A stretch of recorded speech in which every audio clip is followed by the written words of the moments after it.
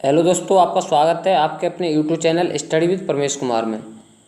दोस्तों, आज संविधान क्लास है और आज का टॉपिक है केंद्र और राज्य संबंध। दोस्तों, बहुत ही महत्वपूर्ण क्वेश्चन है, तो जुड़े रहिए मेरे साथ अंत तक। और जो भी स्टूडेंट चैनल में नए जुड़े हों तो चैनल को सब्सक्राइब करें और बेल आइकन का बटन जरूर दबाएं ताकि जो भी नई वीडियो अपलोड होगी उसका नोटिफिकेशन आपको मिल सके। तो दोस्तों, देखते हैं आगे पहला क्वेश्चन है, भारत की संचित निधि के बारे में प्रावधान किस अनुच्छेद के तहत किया गया है? भारत की संचित निधि के बारे में प्रावधान किस अनुच्छेद के तहत किया गया है? तो इसका राइट आंसर है अनुच्छेद 266 के तहत।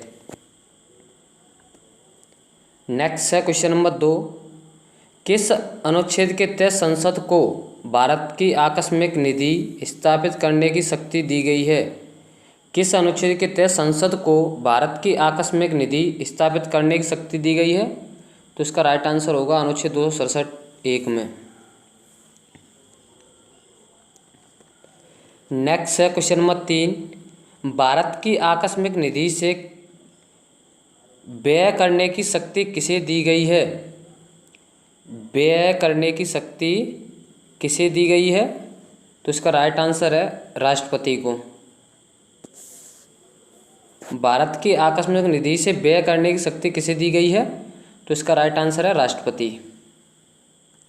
नेक्स्ट है क्वेश्चन नंबर 4, किस अनुच्छेद के तहत राज्य विधानमंडल को राज्य की आकस्मिक निधि स्थापित करने की शक्ति दी गई है?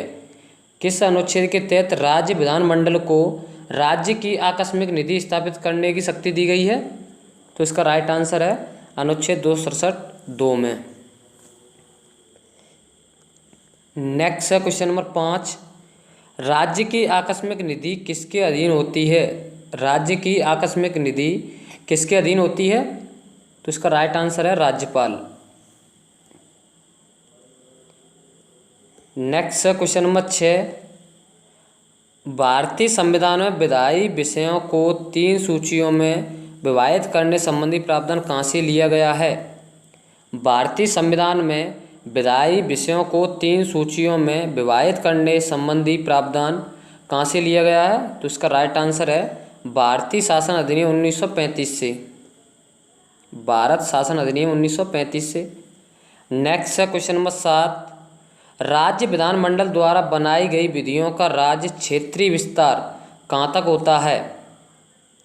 राज्य विधानमंडल द्वारा बनाई गई विधियों का राज्य क्षेत्रीय विस्तार कहाँ तक होता है?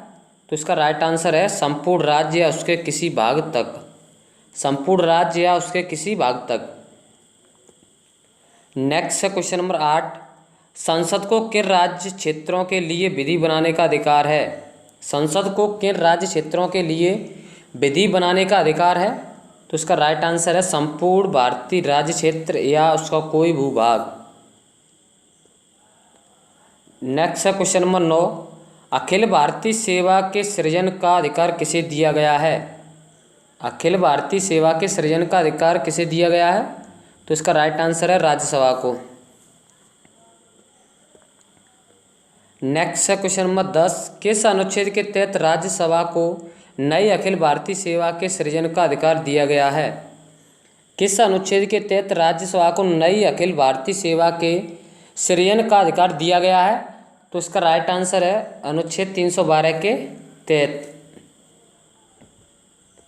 नेक्स्ट है क्वेश्चन नंबर 11, राष्ट्रीय आपात की घोषणा के समय किस अनुच्छेद के तहत संसद को राज्य सूची के विषय पर विधि बनाने का अधिकार प्राप्त है?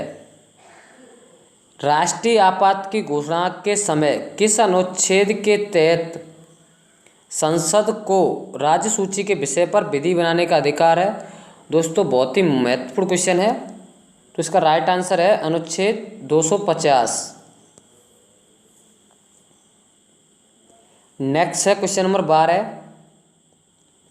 राष्ट्र हित में राज्य सूची के विषय पर संसद द्वारा बनाई गई विधि अधिकतम कितने दिनों तक प्रवर्तन में रह सकती है? राष्ट्र हित में राज्य सूची के विषय पर संसद द्वारा बनाई गई विधि अधिकतम कितने दिनों तक प्रवर्तन में रह सकती है? तो इसका राइट आंसर है 1 वर्ष तक। नेक्स्ट है क्वेश्चन नंबर 13, भारत की संचित निधि से धन निकालने के लिए किसकी अनुमति आवश्यक होती है? भारत की संचित निधि से धन निकालने के लिए किसकी अनुमति आवश्यक होती है? तो इसका राइट आंसर है संसद की। नेक्स्ट है क्वेश्चन नंबर 14, किसकी अनुमति से भारत की आकस्मिक निधि से धन व्यय किया जाता है? किसकी अनुमति से भारत की आकस्मिक निधि से धन व्यय किया जाता है?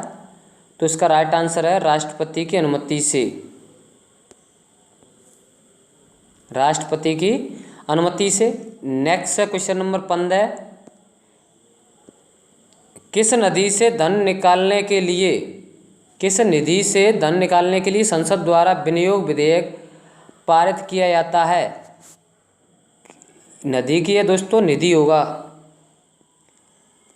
किस निधि से धन निकालने के लिए संसद विनियोग विधेयक पारित किया जाता है?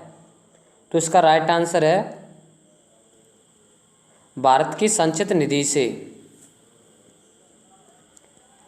नेक्स्ट है क्वेश्चन नंबर 16, केंद्र सरकार को किस अनुच्छेद के तहत उधार लेने की शक्ति है? केंद्र सरकार को किस अनुच्छेद के तहत उधार लेने की शक्ति है?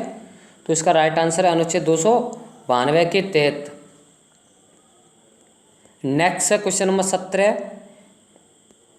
किस अनुच्छेद के तहत राज्यों को सहायता अनुदान दिए जाने का प्रावधान है? किस अनुच्छेद के तहत राज्यों को सहायता अनुदान दिए जाने का प्रावधान है? तो इसका राइट आंसर है अनुच्छेद 275 के तहत।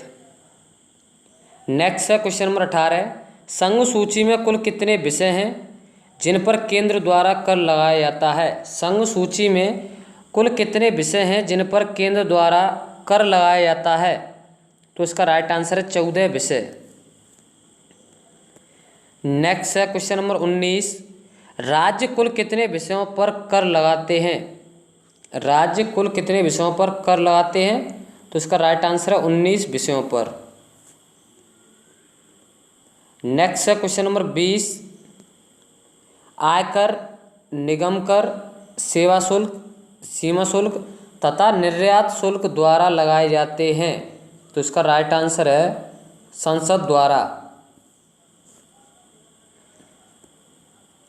नेक्स्ट है क्वेश्चन नंबर 21, किस अनुच्छेद के तहत संसद को नदी जल संबंधी विवादों के समाधान हेतु विधि बनाने की शक्ति दी गई है? किस अनुच्छेद के तहत संसद को नदी जल संबंधी विवादों के समाधान हेतु विधि बनाने की शक्ति दी गई है? तो इसका राइट आंसर है अनुच्छेद 262 के तहत।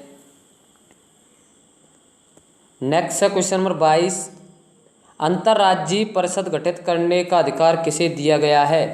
अंतर्राज्यीय परिषद गठित करने का अधिकार किसे दिया गया है? तो इसका राइट आंसर है राष्ट्रपति को।